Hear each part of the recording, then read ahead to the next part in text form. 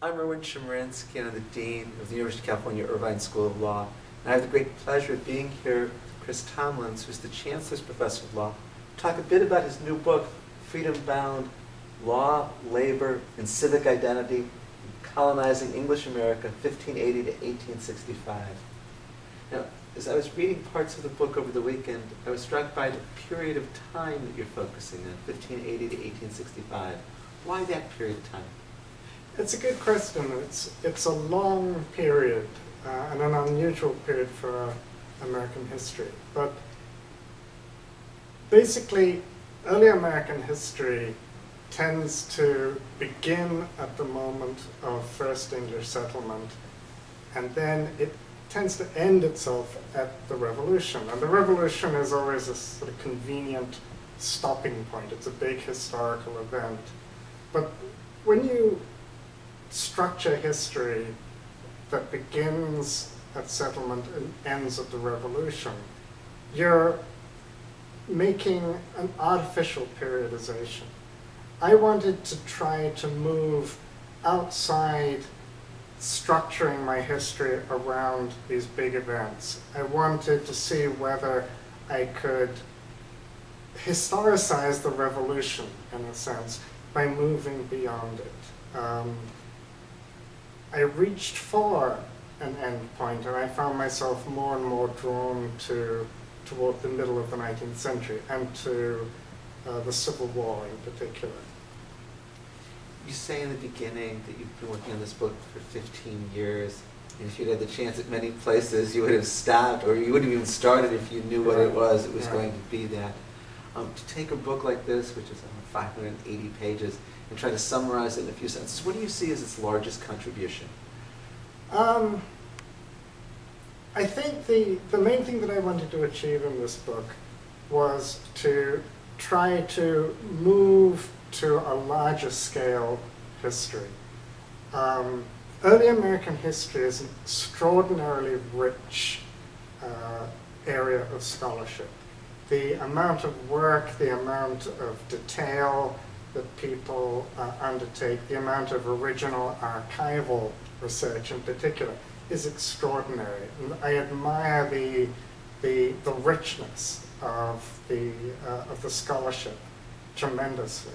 At the same time, the richness of the scholarship tends to lead one more and more to focusing on small-scale events. What can happen in one place as opposed to another place? One takes a county or a town or a particular geographic area and concentrates one's attention on that. I wanted to try to sweep as widely as I could to bring the history that I wanted to write up to a more general level and to generalize as much as I could and to offer explanations as much as I could. There was a time when history was a discipline that was ambitious to explain. It seemed to me over the last 10 to 20 years, historians have more and more said, our job is to complicate. And that's always struck me as being rather strange. The idea of complexity as an end in itself, I find very unsatisfying. So my ambition for the book is that it offers explanations. Maybe the explanations they may be wrong, but you take that risk when you try to pitch things at a broad level. But that's my goal in this book. The initial reviews are stunning. I got to read some of it. The writing is magnificent. As I was thinking about this in the context of your earlier writings, it seems that you're moving to ever earlier stages of history. Is that the right perception? Why? And since this ends in 1865, Dred Scott, I guess it really ends with Dred Scott and then it doesn't really do the history support. Do you see continuing forward with the same narrative? Well, it's very interesting. The ever earlier habit that you describe is absolutely correct. And I think it's because each book that I've written has begun with a question that I couldn't answer in the previous book. And the question has always been a question about origins. So this book actually started with quite a simple question about labor and law in early America. And in the course of trying to answer that question, I found myself drawn over this very, very large subject and very long period. There are parts of the book, in fact, that range even, much earlier than 1580. So I'm outside even the boundaries that I set myself. But I think I've gone about as far back as I want. There's a lot about medieval history that is fascinating, but I don't think that's really where I belong. And so what I plan to do next, and as I've begun to think about it, I'm really drawn more to the 19th century. I'm drawn to the period between the Revolution and the Civil War. It's funny, I've often felt that I've done an awful lot of American history. I've written quite a lot about American history, but here are the two great sort of subjects in American history: the American Revolution, the Civil War. I've never really concentrated strongly on either. It would be kind of fun to find a way in which I could concentrate on both of them at the same time. But that may not be possible, but definitely I think the 19th century is where I want to be now. One last question. I noticed that you dedicated the book to Francis Barker. You said on a Saturday afternoon it occurred to you that when you finished it, that's who you dedicated to. You said that he and his work had a great deal of influence on you, but be interested in who was Francis Barker and why did you dedicate the book to him? Francis Barker was quite a close friend of mine when I was an undergraduate at Oxford, a long time ago now.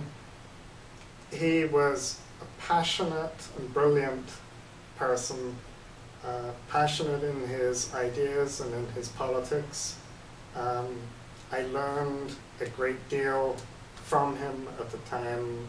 I shared some of the same passions and the same interests, both political and scholarly. Francis went on to become a professor of comparative literature at Essex University, where he had a huge influence on the development of the sociology of literature and the history of literature. I lost touch with him for quite a long period after we both left Oxford. And sometime in the early 1990s, I came across a book that he'd written, The Culture of Violence. And I read it because I wondered, what's my old friend been up to? And it was an extraordinary book. I read more of his work. I got back in touch with him. We never met again, but we corresponded. We exchanged email and so forth. We even made plans to see each other. Francis died suddenly at the end of the 1990s of pneumonia. And it was very sad. I actually went to the memorial conference that was held for him in his honor at Essex University. And as this book developed, I found little elements of it were influenced by things of his that I had read. And when it came to a moment as I was thinking, I wonder what Francis would have thought of this book. I had a chance to tell him what I thought of his work. I'd never had a chance to give him something of mine and ask him what he thought of it. And I thought, I'll dedicate the book to him. This is a way to remember an old friend, and it's a way to remember, it's a way to remember old times too. So that's the reason. That's the reason. There's so much more that I wish that I could ask you, but let me just conclude by saying it's a magnificent book, Thank you. Freedom Bound, Thank you. Chris Tomlins, published soon by Cambridge University Press. Thanks very much, Erwin.